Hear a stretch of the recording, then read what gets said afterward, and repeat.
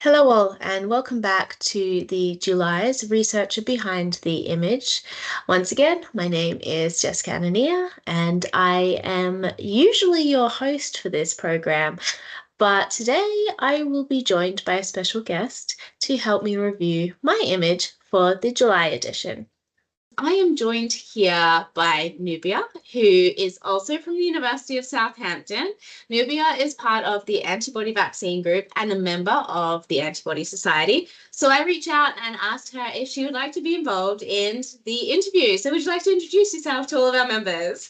Hello, everyone. My name is Nubia Castillo Mosquera. I am a third-year PhD student at the antibody vaccine group, like Jess introduced, and I am looking at improving the treatment conditions for patients with high-risk neuroblastoma, and it's a pleasure to be here accompanying Jess in this interview. Yeah, the antibody vaccine group is doing some amazing work, particularly looking at immunotherapies in cancer.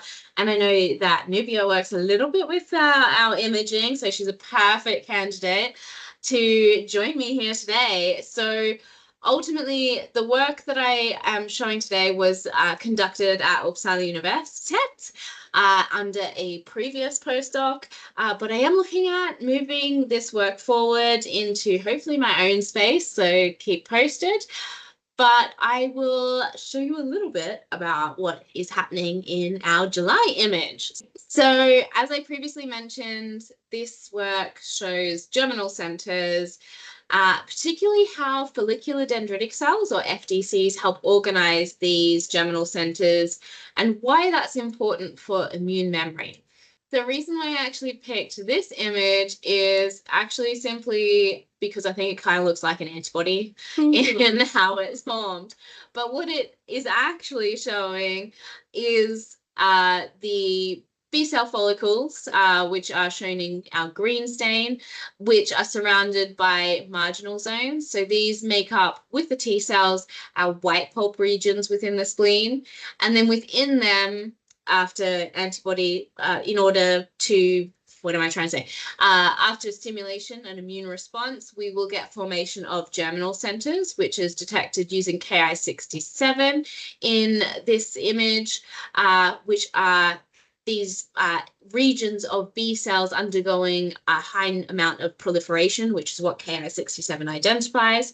And these coexist with where our blue marker for FDCs are localized. So you can see them represented as the light blue because this is a combination of germinal centers with FDCs. So FDCs are generally found within germinal centers. However, they do pre-exist them. They're part of the driving force behind germinal center formation, and they're really important in the affinity selection part of the germinal center reaction, which ultimately results in the proliferation of high affinity B cells, which are capable of producing antibody, as well as memory B cells. So FDCs are really important in the formation of B cell memory, antibody memory responses, and high affinity antibodies. Without them, we do see a significant reduction in the ability to produce these responses. So they're really important for antibodies, which is very appropriate for today's audience. So looking at this a bit closer, as I mentioned, they are present within the really important for affinity selection, as well as the survival signals that the B cells receive in response to affinity selection in order to progress into the proliferation stage of the germinal center response. Unlike what their name suggests, they're not actually related to conventional dendritic cells. They are stromal cells. So they're more related to reticular cells and things like that within the stromal niche in our secondary lymphoid organs. So the FDCs that I'm showing today are all from splenic sections. However, there's a lot of work being done looking at lymph nodes as well. And you can also find them within tertiary lymphoid structures, which form in cases of inflammation, and they're part of the driving factor for why these tertiary lymphoid organs form in an inappropriate setting. Now, are they present always during inflammation? Is there other occasions where they can? Yeah, so usually it's a marker for a really like bad situation. So if you get tertiary lymphoid structures forming, it's usually an indicator to a lot of disease states that this patient is going to have quite a pronounced or poorer prognosis compared to patients that don't. This is the case for a number of diseases, particularly rheumatoid arthritis within the synovial joints, but also in IBD and other types of cases where our immune response, particularly antibodies, are potentiating the immune response that's inappropriate. Defective, yeah. Yeah. So, but the way that they trigger our formation of antibodies is through antibodies themselves, actually. So how they present antibodies to the B cells is in the form of immune complexes. So that's our antibody bound to our antigen. And that's how the B cells see it in this affinity selection stage that's central to the light zone selection here. So they do this by FC receptors or by complement receptors. And our group particularly focused on complement receptors. So CR1 in particular is a key marker for how people identify FDCs, but CR1 and 2 are expressed on both B cells and FDCs. And in the group where I was working at Uppsala Universitet with Birgitta Heyman, they had previously looked at large antigen stimulation in the CR1-2 knockout mice.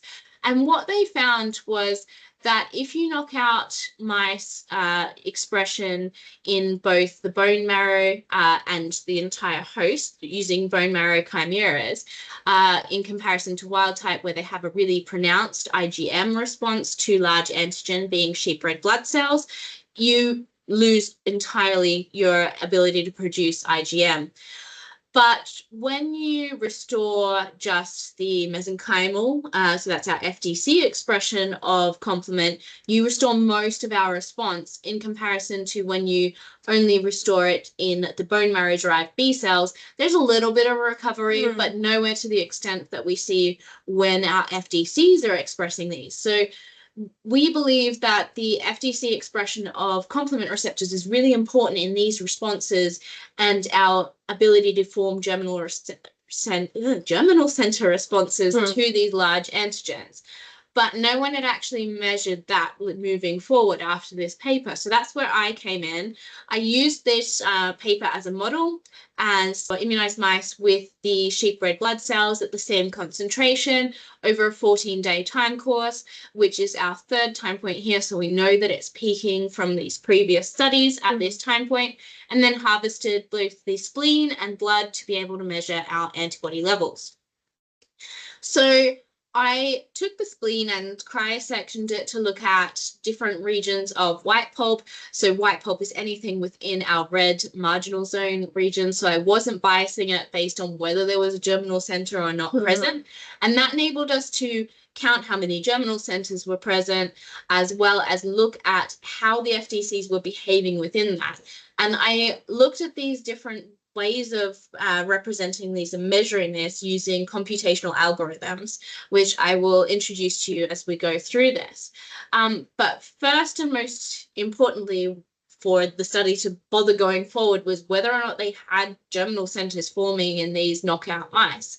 And essentially, looking at the regions of Ki67, our germinal center marker, we could see these like clusters of high expression, which is our germinal center. We could measure the size of these and the number of these in mice. And as you can see that in our wild type mice on the left compared to our knockout mice on the right, the knockout were able to make these germinal centers. They produced antibodies, and but they were to a lesser extent. So we have fewer germinal centers in our knockout mice represented in the red compared to our wild type mice in the black. Now, not only were there fewer, so our peak was lower, but they tempered off much faster. So at 14 days, we had much fewer. It was higher significance difference between our wild type and our knockout, showing that they declined much more rapidly. So they might be able to produce some antibodies, but it's not a very efficient response because there is less germinal centers and they're shorter lived. So it's much more of an impact on memory potentially, although we didn't end up like leading on to looking at the memory response. So FDCs are really important to this. So I wanted to see where the FDCs were within these. Unsurprisingly, they were within our germinal centers, these co-localized significantly, but we could also measure how much FDC response there was by keeping the laser level on our confocal microscope constant. We could measure it simply by looking at the MFI. And as you can see, when we quantify this on the right, only our wild type showed a significant increase in FDCM1 concentration at our day 6, where we expected it to peak in immune response, in comparison with our knockout mice, which did not create a significant increase. It wasn't a flat line, but it didn't increase anywhere near the amount that our wild type mice did. So we have less germinal centers, we have less FDCs driving these germinal centers, but we don't know what the FDCs are doing. Yeah. Why do you think, although there is less formation of a germinal center, 6 hours, you see quite a lot of 6 days, sorry, yeah. There's quite a lot of proliferation. Yeah, so we had less numbers of proliferation, so that's like these ones, but they're still able to function. So the FDCs themselves weren't knocked out. It's just the complement receptor on these FDCs aren't present. So they still have our FC receptors on their surface, right? Particularly FC gamma receptor 2B is known to be able to present antigen, but we believe, particularly for this antigen, it relies heavily on the complement side of things. Sure. So it's still able to have some function. So we want a redundant system where we get stimulation from a lot of things. Sure. But the reliance on complement receptors does seem to have a significant and lower the threshold of things. So they're still having something, but not enough for them to function to their full extent, is the way I see it. Yeah. So to look a bit more at what the complement receptor knockouts are behaving like and where the FDCs are, I created a way of computationally mapping where FDCs, so FDCM1, is localized within the different regions that we'd stained for. So we can map the edge of our germinal center, our follicle, or our white pulp region based on the staining that was already present. And then overlay this on top of where our FDC marker is and map which region these are coming up in. So unsurprisingly, the majority is within our germinal center, as you can see from our example, which is from a wild type mouse at day 6.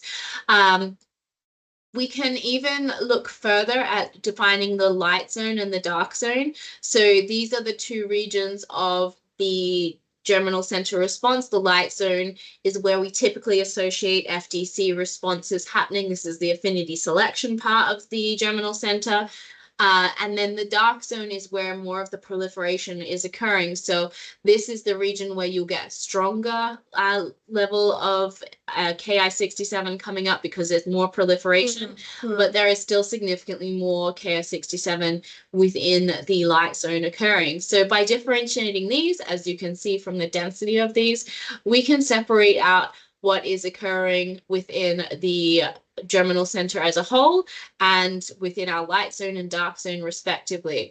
So if we look at the percentage of total FDC area identified in all of our images within these regions of interest or ROIs, we can see that in the wild type, the majority of our FDCs was within germinal centers. There were very few outside of this, which we termed non-GC FDCs.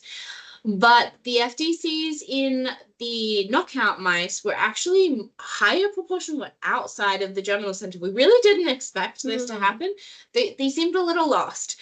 So you can see there's from 7.2% we increased to 32.4% in our knockout mice outside of germinal centers. So that means they're within the B cell follicle, essentially out here in this region.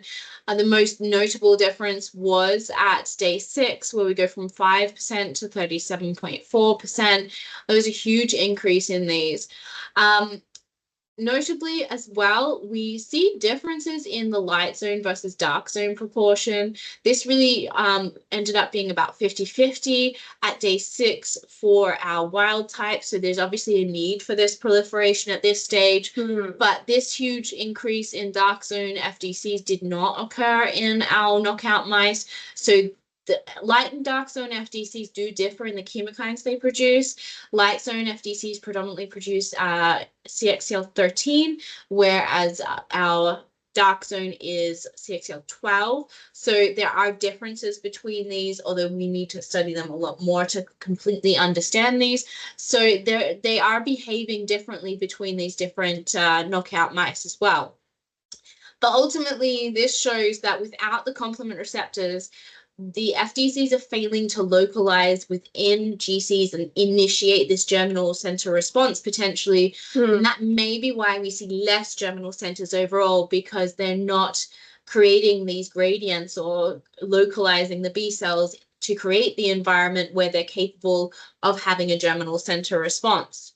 To look at this further and see if they're really clustered tightly within the germinal center, I looked at how far they were away from the borders and how far they are from the center. So I can look at how far they are from the edge of the germinal center by creating a distance map from the edge. So you can see it goes up in the number of pixels or micrometers to be 322 distance away at this far end from our edge. Similarly, you can do similar distances from the center of our follicle, or this one actually represents from the center of the germinal center, but for the whole region of the follicle. Or we can limit this to be from the center of the germinal center, but only within the germinal center itself, or segregate our germinal center out from where it is from the light zone, dark zone border.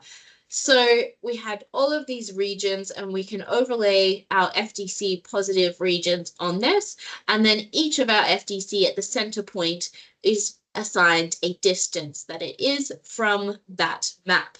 So taking all of these together, we can then create distance maps. And that's exactly what I did. And so I can see at looking at within these proportions that I mentioned earlier, see where our non-GC FDCs lie from this border and actually map. Okay, we know that there's more of these, but are they just outside, or are they further away from this border and have no clue what's happening? And that actually does seem to be the case. Not only are there more of these non-GC FDCs in our knockout mice, they're significantly further away from the GC border or edge.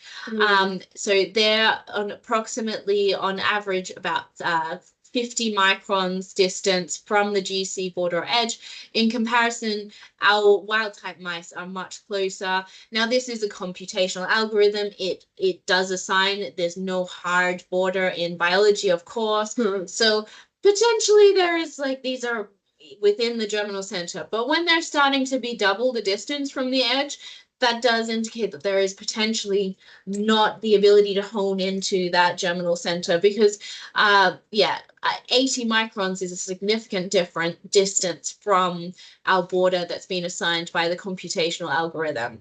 So they're less confined. And it also appears that as days progresses, it starts to... That's exactly it. So they seem to sort of be sort of similar at this in our wild type, but it gets worse as time goes on for our knockout mice. So we also looked at the other regions, as I mentioned. So for our GC mice, which encompasses both our colored areas for our circular graphs over here, we see that they're closer to the germinal center for our wild type mice. They seem to flatline across the center, so they're closer to the middle here. Sorry, one second. Yeah, so for our germinal center, so both the colors here, we have our wild type mice closer to the center of germinal centers in comparison with our knockout mice, which were further from the center, particularly early on in our germinal center responses.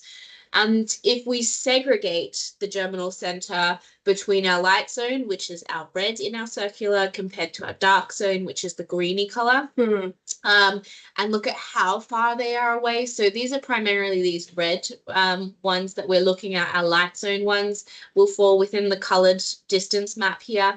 Our wild type are closer to the germinal center, dark zone, light zone border. So they're closer to this center where the action is sort of occurring. So they're organizing differently is what this leads us to be. But this algorithm will only show us localization. So I took it a step further and actually did look at organization after this point. So in order to look at how they're organizing, I used a nearest neighbor principle. So every region that was positive for our FDC marker was flagged within our region of interest, be that the B cell follicle or the germinal center. And then I measured the distance from each of these positive regions to one another. So you get this funky looking splodgy graph here. And essentially what that's doing is from each of our FDCs, so that's our black dot here, each of them were expanded in area by 1 pixel, and the algorithm keeps on expanding until it fills the whole region. Now, if they're close together, these will overlap quite quickly, and you have a cumulative area which we measure each time there's a dilation, and that will go up quite slowly. Because they're overlapping, they're not taking up as much of the space. If they're separated, because they're not overlapping, the amount of space taken up will be at a faster pace. So if we randomly assign each of these and shuffle them around 8 times and measure what our area taken at each dilation, we have our randomized line. Now, if they take up more space faster than that, they are separated because, as I mentioned, they will be taking up more area with each dilation. If they're overlapping with each other, that means they're closer together because they're taking up less area. They will be below our randomized line.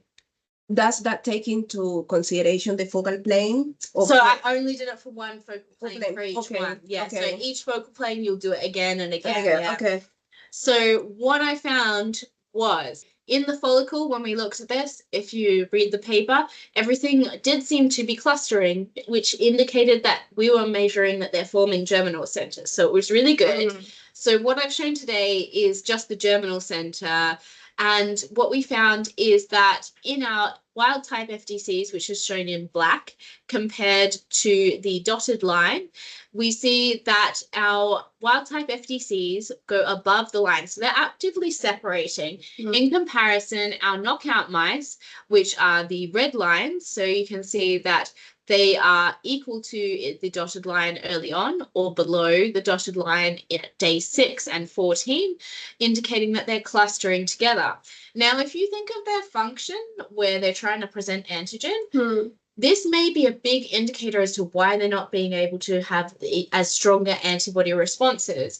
If you're clustered and all smushed up next to each other, you have less availability to interact with B cells by sheer surface area. Yeah. So these B cells might not be able to access as much of the FDCs as what is happening in our wild type mice. So the wild type mice are separating out, they're spreading out, they're having more surface area available for B cells to interact with and undergo the affinity selection, is what we're thinking is happening.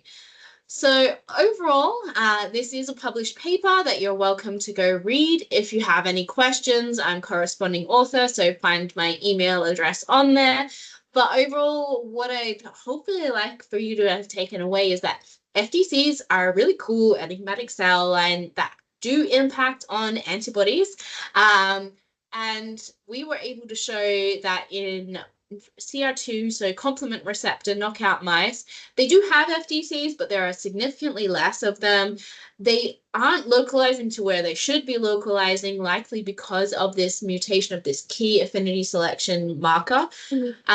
And their organization is altered. They're randomized or clustered when we want to increase surface area for availability.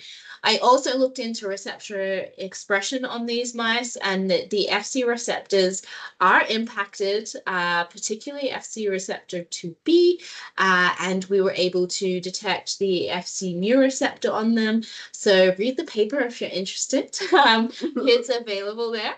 But overall, the knockout mice had less of these other immune complex presenting antigen presentation markers on their surface as well. So the two different ways of presenting do seem to interact with each other in some way. So finally, I'd just like to thank the people who contributed to this work. As I mentioned, it was conducted as part of the Heyman Laboratory, which work on antibody feedback regulation, based at Uppsala Universitet in Sweden. I am now based in Southampton, where I work on inflammatory disease, and I'm hoping to combine the work in inflammatory disease. I'm currently part of the Guire-Finlay lab, where we work on inflammatory bowel disease, and I would like to look at other inflammatory diseases and the impact of FDCs in these as I start to forge my own line of work. But thank you, and thank you for your lovely questions.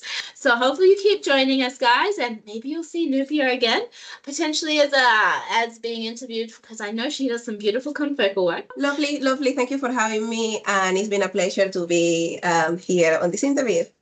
Thank you all again. I hope I'll be seeing you again soon for our next issue of the Antibody Society's Researcher Behind the Image series. Cheers!